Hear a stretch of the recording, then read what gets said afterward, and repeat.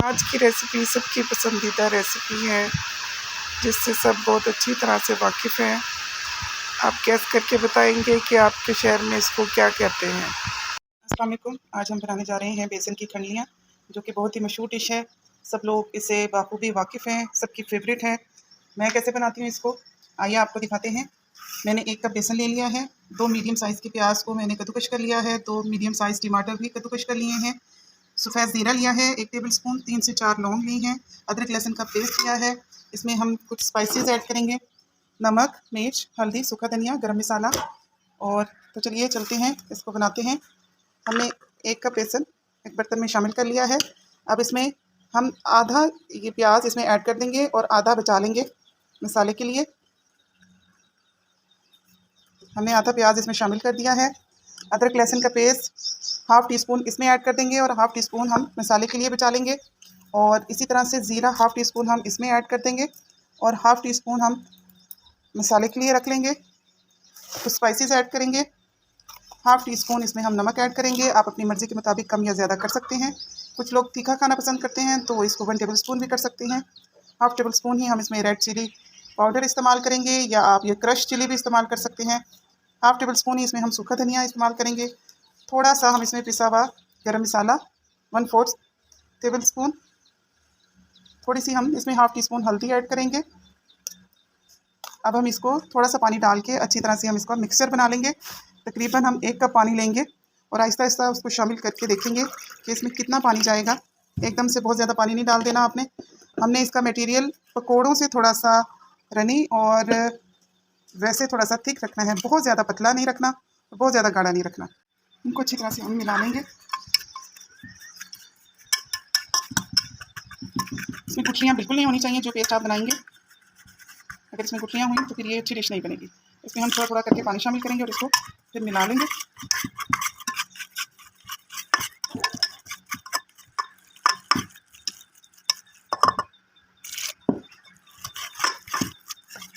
तकरीबन इसमें 1 कप ही पानी जाएगा।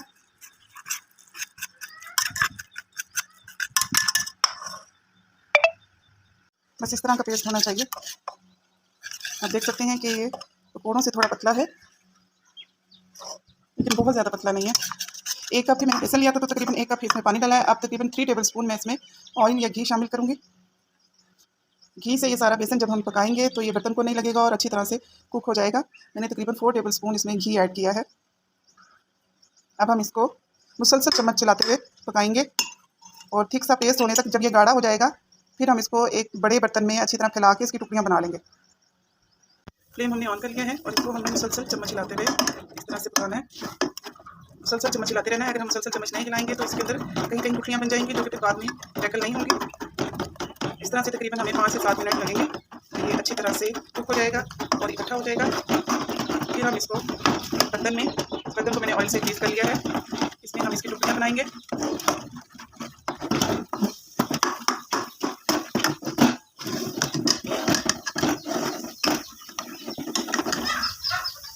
आप देख सकते हैं कि ये मिक्स सा पेस्ट इस तरह से बन के तैयार हो गया। तो ये हमारी खंडलियाँ बनाने के लिए बिल्कुल रेडी है। तकरीबन 4 से 5 मिनट लगे हैं। क्वांटिटी कम है इसलिए कम टाइम लगा है, अगर क्वांटिटी ज़्यादा होगी तो ज़्यादा टाइम लगेगा। बस आपने इसी तरह इसको 4 से 5 मिनट के लिए इस तरह से करना है। अब हम इसको इधर शिफ्ट कर लेंगे जो हमने ऑयल से इसको ग्रीस किया है, और फिर इसकी हम टुकड़ियाँ बनाएंगे। बेसन की टुकड़ियाँ, बेसन की खंडलियाँ बहुत ही मशहूर डिश है। ये बड़े आज़म की बेसन की चीज़ें बहुत शौक से खाई जाती थी। गोदड़े और ये खंडलियाँ, कढ़ी, सब लोगों की ये पसंदीदा डिश है। इसको हम अच्छी तरह थपथपा लेंगे और पूरी रोटी की तरह इसमें बेल लेंगे। फिर हम इसकी टुकड़ियाँ बनाएंगे, लेकिन ख्याल से ये बहुत गर्म है। आप हल्के हाथों से इसको प्रेस करते जाएंगे और हाथों पे हल्का सा ऑयल लगा लेंगे। इसको गरम गरम को ही आपने इसको थपथपाना है। ठंडी होने के बाद ये फिर आपस में जुड़ेंगी नहीं। तो जैसे ही ये हल्की सी ठंडी हो आपने इसको रोटी की तरह थपथपा लेना है। मैं आपको दिखाती हूँ कैसे। इस तरह से आपने थोड़ी मोटी सी रोटी को इस पर थपथपाते हुए बेल लेना है और इसको सारे जो हमने ये मिक्सर बनाया है इससे ये कंबाइन हो जाएगा। अब हमें टुकड़ियाँ बनाने में आसानी रहेगी। 2 मिनट हम इसको ऐसे ही छोड़ देंगे और इसके ऊपर 2 चुटकी हम अजवाइन स्प्रिंकल करेंगे। उसको भी हल्का हल्का प्रेस कर देंगे और फिर छुरी से हम इसको चौकोर शेप में कट लगाते हैं, तिकोन में या जिस भी शेप में आप इसे काटना चाहें काट सकते हैं। ये हाफ़ टी स्पून मैंने थोड़ी सी अजवाइन ली है, मैं इस पर स्प्रिंकल कर रही हूँ। और इसके बाद हम इसको अच्छी तरह से थपथपा देंगे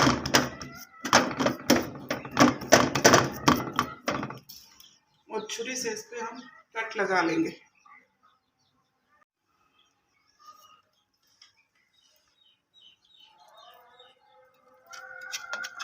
इस तरह से हम इस पे कट लगाएंगे। जिस भी साइज़ की आपने ये काटनी हो, पहले हम इस तरह से लाइनों में कट कर लेंगे, फिर हम इसको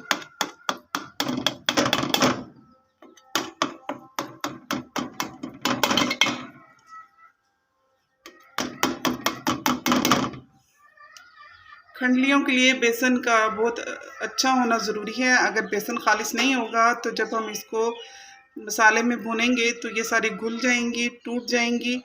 अब जब हम इसे बनाएंगे तभी पता चलेगा कि बेसन कितना अच्छा है। अगर ये घुल गई तो इसका मतलब कि बेसन बिल्कुल भी अच्छा नहीं है, और अगर ये इन्होंने अपनी शक्ल बरकरार रखी तो फिर बेसन अच्छा होगा।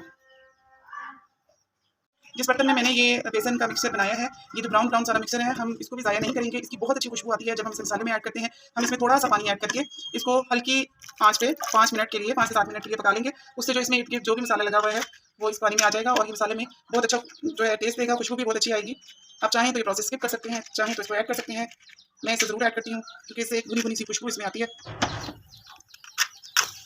गैस को ऑन कर लेते हैं और इसको 5 मिनट के लिए हम पका लेते हैं। तो ये मिक्सर इसमें नीचे चिपक गया है, ये सारा करके इस पानी में आ जाएगा और फिर मसाला भूनते हुए हम यही पानी इस्तेमाल करेंगे। वालेकुम अस्सलाम।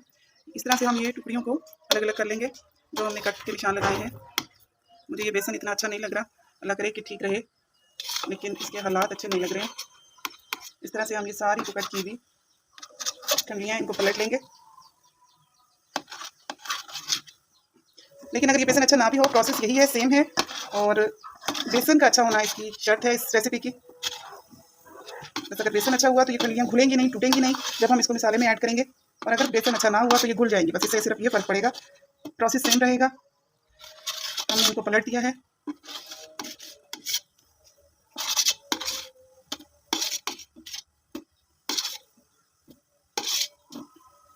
सारी हमने टुकड़ियाँ बना के पलट दी हैं। तो चलिए चलते हैं नेक्स्ट प्रोसेस की तरफ। तकरीबन 1 कप हम इसमें ऑयल ऐड कर लेंगे। मैं घी ले रही हूँ, आप ऑयल भी ले सकते हैं, और इसको थोड़ा सा गर्म कर लेंगे। जैसे ये गर्म होगा हम इसमें लहसुन अदरक का पेस्ट शामिल कर लेंगे, जो कि आधा हमने उन खंडलियों में डाल दिया था और आधा बचा लिया था। लहसुन अदरक का पेस्ट हम इसमें शामिल करेंगे।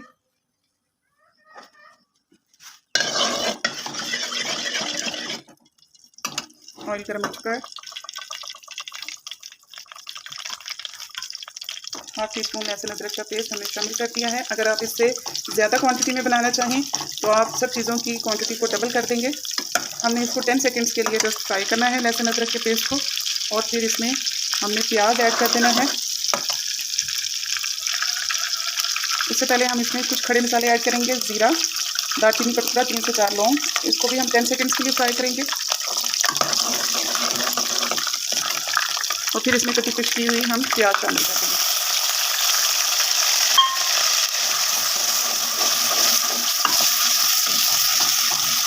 इसको लाइट गोल्डन कर लेंगे हम। जब तक कि लाइट गोल्डन होते हैं फिर आपको दिखाते हैं। प्याज गोल्डन ब्राउन होती है, बस इससे ज़्यादा हमने इसको ब्राउन नहीं करना। अब हम इसमें जो हमने टमाटर कट करके रखे थे, 2 मीडियम साइज़ के टमाटर हैं, वो ऐड कर देंगे। 2 से 3 सेकंड के लिए इसको फ्राई कर लेंगे, और साथ ही साथ इसमें स्पाइसेस ऐड करेंगे। 1/2 टीस्पून हम इसमें नमक ऐड करेंगे, 1/2 टीस्पून हम इसमें सूख मिर्चें ऐड करेंगे, 1/2 टीस्पून ही सूखा धनिया ऐड करेंगे, 1/2 टीस्पून हम इसमें हल्दी ऐड करेंगे, और इनको अच्छी तरह से भून लेंगे। मसाले को आप बहुत तेज़ आंच पे मत भूनिएगा, मीडियम टू लो फ्लेम पे हम मसाले को भून लेंगे। और जहाँ हमें थोड़ा सा पानी की जरूरत पड़ेगी तो हम वो वाला पानी इसमें यूज़ करेंगे जो मैंने अभी बर्तन में आपको दिखाया था, ये पानी। इससे इसमें बहुत अच्छी खुशबू और टेस्ट आएगा। थोड़ा थोड़ा हम ये पानी इसमें ऐड करते जाएंगे। मैं आपको दिखाऊँ कि जो इसमें हमने मटीरियल डाला था, फिर वो सारा मटीरियल इसमें इस तरह से गाढ़ा गाढ़ा सा पेस्ट ये बन जाता है। सारा मटीरियल इसमें आ जाता है और बनाई के वक्त बहुत अच्छा मिक्स हो जाता है, उससे टेस्ट डबल हो जाता है। इसमें आप लौंग भी जरूर शामिल कीजिएगा, और थोड़ी सी हम इसमें कसूरी मेथी ऐड करेंगे। बेसन की जितनी भी चीज़ें बनाएं उसमें कसूरी मेथी जरूर ऐड करें, वो इसके जायके को 2 गुना बढ़ा देगी और खुशबू भी बेइंतहा अच्छी आएगी। मसाले को हमने तकरीबन 5 से 7 मिनट भूनना है अच्छी तरह से। जो मिक्सचर हमने बनाया हुआ था वही डाल के हमने इसमें पानी वाला मसाला अच्छी तरह डाल के भून लिया है। उसमें जो मसाला सा लगा हुआ था थिक सा पेस्ट भी वो भी उसमें बर्तन से साफ़ होकर इसमें शामिल हो गया है। उससे ये ग्रेवी बहुत अच्छी तरह बन जाती है और जायकेदार हो जाती है। और इसके 2-3 फ़ायदे हैं, बर्तन भी हमारा बिल्कुल साफ़ हो जाता है, भूनने में आसान हो जाता है और इसका जायका और टेस्ट भी मज़ीद उभर कर आता है। अब हम इसमें पानी शामिल कर देंगे। जितना आप इसमें ग्रेवी खाते हैं उतना पानी शामिल करते हैं। मैं तकरीबन इसमें 1 गिलास पानी ऐड करूँगी। पानी ऐड करके जब उसको अच्छे से 2-3 बॉयल आ जाएंगे फिर मैं उसमें वो खंडियाँ ऐड करूँगी। मैं इसकी ग्रेवी थोड़ी सी थिक रखूँगी, आप चाहें तो पतली भी रख सकते हैं। जब ये ठंडा हो जाएगा तो भी ये थोड़ा सा थिक हो जाएगा। फिर हम आखिर में इस पर हरा धनिया और हरी मिर्चें डालेंगे। आपको इसकी फाइनल लुक भी दिखाएंगे कि किस तरह से ये बनके तैयार होगी। 10 मिनट के लिए हमने इन टुकड़ियों को उल्टा के हवा में रख दिया था। इसको अच्छी तरह हवा लगवा लें जब तक कि पानी को बॉयल आएगा। उसके बाद हम इसको ऐड करेंगे। अच्छी तरह से इन्हें हवा लग चुकी है। चाहें तो आप थोड़ी देर पंखे के नीचे रख दें इन्हें। 1 टेबलस्पून हम इसमें कसूरी मेथी हाथों में अच्छी तरह मसल के वो ऐड कर देंगे। 2 मिनट के लिए इसको पका लेंगे। और ये हमारी ग्रेवी है अच्छी तरह पक के तैयार हो चुकी है। इसमें खंडियाँ शामिल करने के लिए ये बिल्कुल रेडी है। अब देखते हैं कि खंडियाँ इसमें घुल गई तो क्या ही कहने, सलामत रहती हैं, ज़िंदा रहती हैं। तो तभी आपको दिखाते हैं कि क्या सिचुएशन बनती है इन खंडियों की। हमने इस मसाले को तकरीबन 5 से 7 मिनट अच्छी तरह से पका लेना है। उसके बाद हम ऐड करके आपको दिखाते हैं। इसको पकते हुए तकरीबन 5 से 7 मिनट हो गए हैं। ये थिक सी ग्रेवी तैयार हो चुकी है। आप इसे पतला करना चाहें तो इसमें आधा गिलास पानी और ऐड कर सकते हैं। अब हम इसमें खंडियाँ शामिल कर देंगे और खंडियाँ शामिल करते ही हम चूल्हा ऑफ कर देंगे।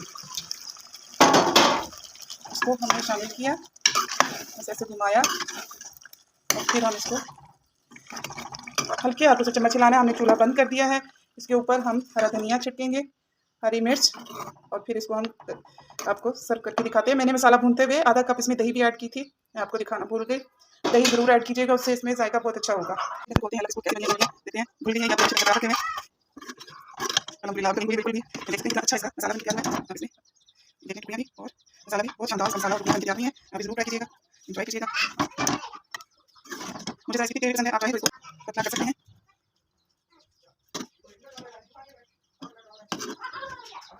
अलहमदुलिल्लाह ये बनके तैयार है। इसमें हम हरा धनिया डालेंगे।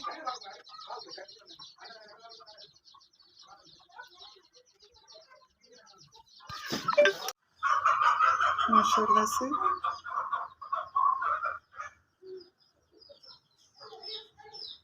खंडियाँ बिल्कुल सही बन के तैयार है।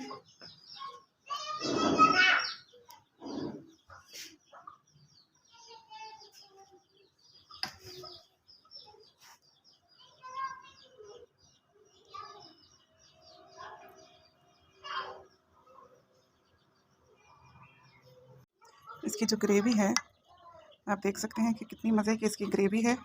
आप इसको रोटी के साथ जब लुकमे के साथ लेंगे और साथ ही ये खंडलियों को लेंगे तो बहुत ही शानदार सी टेस्टी सी आपको लुक आएगी। आपको तोड़ के दिखाते हैं। मज़ेदार सी कंडलियाँ हमारी रेडी हैं। ज़रूर ट्राई करें और हमें फीडबैक भी ज़रूर दीजिएगा। इसके साथ ही इजाज़त दें, अल्लाह हाफ़िज़। हमारी बहुत ही प्यारी सब्सक्राइबर हैं, उनकी फरमाइश पे मैंने आज ये रेसिपी बनाई है। आज की रेसिपी मैं उनको डेडिकेट करती हूँ।